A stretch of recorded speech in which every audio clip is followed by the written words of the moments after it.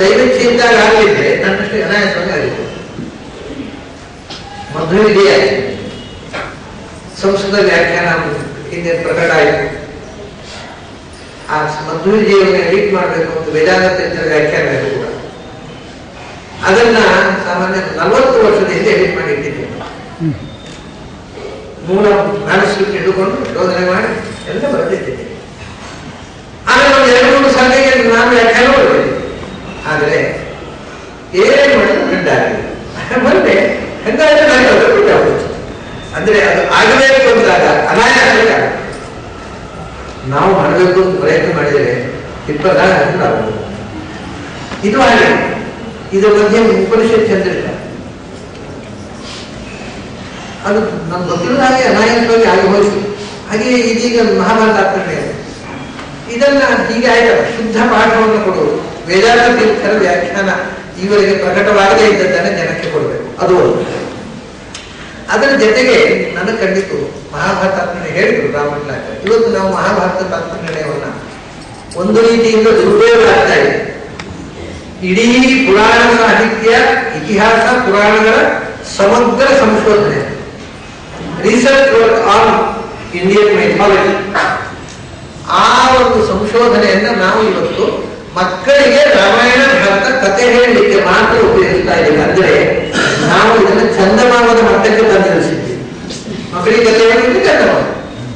ಇವತ್ತು ಮಹಾಭಾರತ ತಾತ್ಪರ್ಯ ನಿರ್ಣಯ ಅಂದರೆ 18 ಪುರಾಣಗಳನ್ನು ಮಥನ ಮಾಡಿ ಜೀರ್ಣಿಸಿಕೊಂಡ ವ್ಯಕ್ತಿ ಅದರಲ್ಲಿ ಸಂಶೋಧನೆ ಮಾಡಲಿಕ್ಕೆ ಆಚಾರ್ಯ ಕೊಟ್ಟರೆ ಮಹಾ ದೊಡ್ಡ ಸಂಶೋಧನಾ ಗ್ರಂಥ, ಸಮಗ್ರ ಪುರಾಣ ಸಾಹಿತ್ಯದ ಮೇಲೆ ಮಾಡಿದ ರಿಸರ್ಚ್.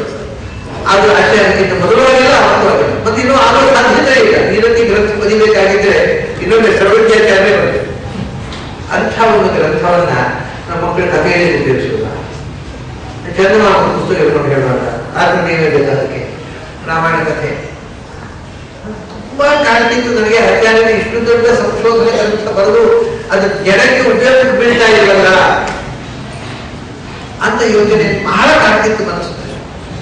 ಕೃಷಿಯಲ್ಲಿದ್ದ ಶುದ್ಧ ಪಾಠ ಸಿಕ್ಕಿದಾಗ, ವೇದಾಂತ ವ್ಯಾಖ್ಯಾನ ಸಿಕ್ಕಿದಾಗ ಇನ್ನು ಸ್ವಲ್ಪ ಹೆಚ್ಚು ವಿವರವಾಗಿ ಈ ಆಚಾರ್ಯ ಯಾವ ಉದ್ದೇಶದಿಂದ ಆಚಾರ್ಯ ಒಂದು ಮಾತು ಹೇಳ್ತಾರೆ.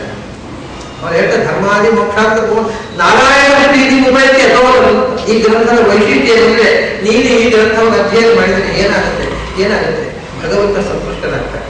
ಅದಕ್ಕಿಂತ ದೊಡ್ಡ ಫಲ ಏನಿರಬೇಕು ನಿನಗೆ ಇರ್ತೇನೆ. ನನಗೆ ನಿಜವಾಗಿ ಆ ಮಾತು ನಾರಾಯಣ ಯಾವ ಓದು ಒಳ್ಳೆ ಪ್ರಾಮಾಣಿಕ ಓದೋದು ಪ್ರೀತಿ ಆಗುತ್ತೆ. ಈ ಗ್ರಂಥಕ್ಕೆ ಏನು ವಿಶೇಷ? ನಾರಾಯಣ ಪ್ರೀತಿ ಉಪಯೋಗ ಎಲ್ಲೋ ಅಂತ ಆಚಾರ್ಯರನ್ನು ಯಾವ ಗ್ರಂಥವನ್ನು ಹೇಳ್ಕೊಳ್ಳಿಲ್ಲ, ಇದನ್ನು ಹೇಳಿದ್ರು, ಏನು ವಿಶೇಷ ಅಂತ ಚಿಕ್ಕಂದಿನಲ್ಲಿ ತುಂಬಾ ಕಾಡ್ತಿತ್ತು ನನಗೆ ಆ ಮಾತು. ಆದರೆ ಅದಕ್ಕೆ ವ್ಯಾಖ್ಯಾನ ಬರೆದ ಸಂಶೋಧನೆ, ಆಚಾರ್ಯ ಮಾಡಿದ ಸಂಶೋಧನೆ ಎಂಥದ್ದು ಯೋಚನೆ ಮಾಡ್ತಾ ಹೋದಾಗ ನನಗೆ ಗಾಬರಿ. ಆಚಾರ್ಯರು ಅದರಲ್ಲಿ ಬರೆಸಿರ್ತಕ್ಕಂಥ ಒಂದೊಂದು ಶ್ಲೋಕ, ಆ ಶ್ಲೋಕದಲ್ಲಿ ಅವರು ಬಳಸುವ ಒಂದೊಂದು ಶಬ್ದ, ಆ ಶಬ್ದದಲ್ಲಿ ಅವರು ಬಳಸುವ ಒಂದೊಂದು ಉಪಸರ್ಗ ಅಥವಾ ಅಧೇಯ, ಅದು ಎಲ್ಲವೂ ಒಂದು ಸಂಶೋಧನೆ ಅಂಗವಾಗಿ ಬೆಳಕಲ್ಲಿರ್ತಕ್ಕಂಥ ವಿಚಿತ್ರ ಗ್ರಂಥ. ಅದರ ಒಳಕ್ಕೆ ಪ್ರವೇಶ ಮಾಡಿದ ಮೇಲೆ ನನಗೆ ದಿಗ್ಭ್ರಮೆ ಆಗೋಯ್ತು. ಇದು ಖಂಡಿತ ನಾರಾಯಣ ಪ್ರೀತಿ ಪೈಕಿ ಇಂಥ ಸಂತೋಷ ಭಗವಂತನಿಗೆ ಯಾವುದನ್ನೂ ತರಲು ಸಾಧ್ಯ. ಅಷ್ಟು ಅದ್ಭುತ ಗ್ರಂಥ, ದಿಗ್ಭ್ರಮೆ ಆಗೋಯ್ತು. ಆಗ ಅದನ್ನ ವಿಸ್ತಾರವಾಗಿ ವಿಶ್ಲೇಷಣೆ ಮಾಡಬೇಕು ಅನ್ನುವಂಥ ಆಸೆ, ವೇದಾಂತ ವ್ಯಾಖ್ಯಾನ. ಇನ್ನೊಂದೇನೆಂದ್ರೆ ವಾಸ್ತವಿಕವಾಗಿ ನಾನು ವೇದಾಂತ ವ್ಯಾಖ್ಯಾನ ಪೂರ್ವ ಸಿಕ್ಕಿದ್ರೆ ಬರೀತಿದ್ದ ಹೇಳು ಸುಳಿದ್ರ ಮೂಲ ಅಧ್ಯಾಯದ ವ್ಯಾಖ್ಯಾನ 4ನೇ ಅಧ್ಯಾಯದಲ್ಲಿ, 3ನೇ ಅಧ್ಯಾಯದಲ್ಲಿ ತರ್ಕವಿದ್ರು ಪ್ರಮೇಯ ಶಾಸ್ತ್ರ, ಸರ್ವಶಾಸ್ತ್ರಾರ್ಥ ನಿರ್ಣಯ ಅಂತ ಮಾಡಿರೋದು ಕೂರುತ್ತೆ. ಆಮೇಲೆ ರಾವಣ ಕಥೆ ಶುರು. 3 ಅಧ್ಯಾಯಕ್ಕೆ ಬರೆದಿಲ್ಲ, ಬರೆದಿಲ್ಲವೋ ನಮಗೆ ಸಿಕ್ಕಿಲ್ಲ. ಮತ್ತೆ 3 ಅಧ್ಯಾಯಕ್ಕಂತ ನಮಗೆ ಮ್ಯಾನುಸ್ಕ್ರಿಪ್ಟ್ ಸಿಕ್ಕಿಲ್ಲ.